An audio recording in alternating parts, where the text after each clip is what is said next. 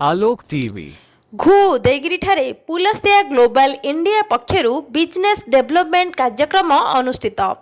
पुलस्तिया global India पक्षरु बुधवार दिन घू उदयगिरी व्यवसायी संघ गृहठारे कंधमाल पुलस्तिया परिवार सदस्य सदस्या माननकु नै बिजनेस डेवलपमेंट कार्यक्रम अनुष्ठित हो जाइछि।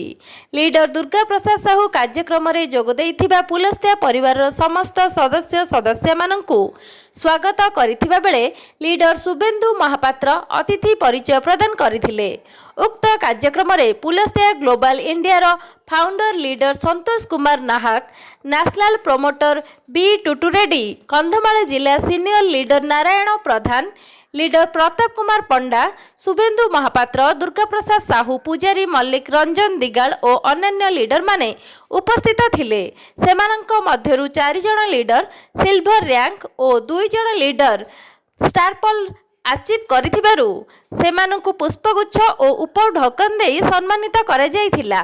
कार्यक्रम रे national promoter B Tutu Reddy Pulastya global India रो प्रोफाइल, प्रोडक्ट और इनकम प्लान विषय रे पुंखानुपुंख भाव में आलोचना करथिले।